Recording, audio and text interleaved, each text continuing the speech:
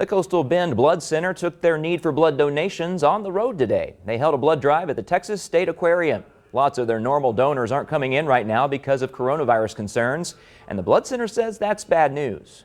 Being said, unfortunately, the need for blood never goes down. That's something that never decreases. You know, there's a constant need for blood every single day. Every 2 seconds, someone is in need of a blood transfusion. So that is why it's important for us to get this message across to our community that you are still needed, and again, now more than ever.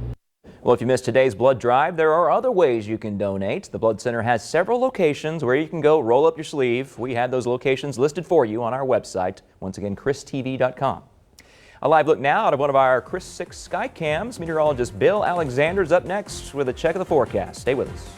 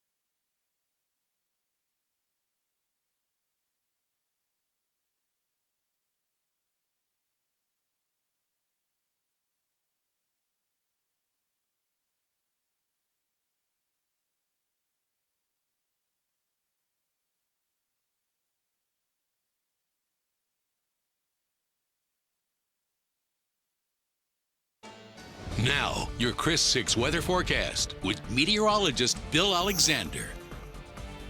Hey, good evening, folks. It's been a pretty nice day out there today, a little warmer than it was yesterday. And in fact, we made it to 82 degrees today, 18 degrees above what we saw yesterday, and that's because that warm front passed over us. Now, the normal is 58 and 77, so 3, 4, 5 degrees above normal for this time of the year. And no rain officially at the airport, so we're about 3.5 inches below normal for the year. Now, let's look at the big picture. Now, here's the satellite radar loop. You see a lot of high-level clouds streaming from west to east, and what you're also seeing is some embedded showers. Now, those showers are well removed to our north and west, and that's kind of the remnant of those early morning showers we saw here. They're drifting to the north and being driven as a focus point on that front that retreated north, and now you can see the distinct difference in temperatures. Still kind of cool in the hill country, northwest Texas, 50s and 60s, and then you jump down to Austin, you're at 67 and 75 in Houston. So you know that front's in there somewhere, kind of curves on back and then angles back up. But that's typical of a front this time of the year, and you can actually see the distinct difference in temperatures here in our own area here. Still 64 degrees in Cotulla. You go eastward and all of a sudden you're in the mid 70s.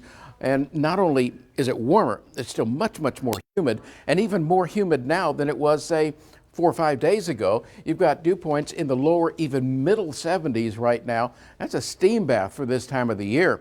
And accordingly, you're going to see visibilities down in isolated spots in fog. Right now, 5 miles at Rockport. It will be dropping down in isolated spots, not as widespread as this model indicates, but there'll be patchy low clouds and fog, and probably not widespread enough to prompt a dense fog advisory as we saw this morning.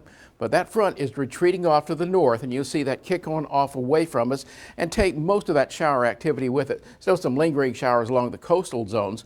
But what we're watching Tuesday is another front coming down. Now, this front doesn't have as much punch or as much upper level support, so it'll kind of die right about there. And you see any shower activity stay to the north and east of us. So largely looks like most of that little bit of shower activity will stay away from us the next couple of days. And then after that, the heat is coming back. In fact, tomorrow's highs middle 80s to lower 90s, except along the immediate coastline.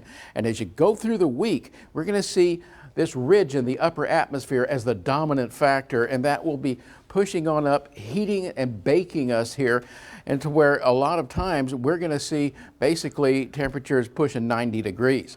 Now, tonight, much milder than what we saw last night. 69 your overnight low, some patchy fog out there, a little breezy as well, and that's part of the reason the fog is not going to set up too much. And then tomorrow, back into the 80s, windy at times and partly cloudy, and then mostly sunny with a lot of heat over the next week or so. Lows in the upper 60s to lower 70s, highs into the lower 90s by midweek. Another front makes it in by Saturday afternoon, producing only isolated showers. It's March Seth? and we're looking at 90s. Hey, thanks, Bill. Well, back to the story we were trying to tell you earlier. Sunday without church because of coronavirus concerns over large crowds. Our Jeff Dubrov shows us how some folks were still able to worship. The outbreak of COVID-19 is affecting our everyday lives. Restaurants are having to close down their dining rooms. Retail shops offering their services via curbside or online. And now our places of worship, such as the St. Pius Catholic Church, are having to close its doors. It's kind of unprecedented that we've had to deny people the opportunity to come to church on Sunday. The parking lot is empty. The doors are closed. The St. Pius Catholic Church is having to turn away people on a Sunday morning because of COVID-19. Normally there's a congregation, all the people are here, and it's a very lively weekend, and this is very strange, quite honestly. My dear friends, I'm so happy to have you here with us today in this live streaming session of the Mass. But it hasn't stopped churches in the Diocese of Corpus Christi from letting people take in their Sunday service. Live streaming capabilities have come to the rescue. I am sending you to Jesse. And I wanted to kind of make that option available to them as soon as possible. So we have Mass every day, so we live streamed it in the morning, and then I told people we're going to do it on Sundays. St. Pius Catholic Church is just one of 7 churches in the diocese that will hold online Mass. They come in both English and Spanish. Estaba ciego.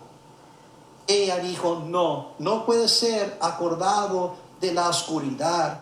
Online services will be available for the foreseeable future, and the timeline is unknown.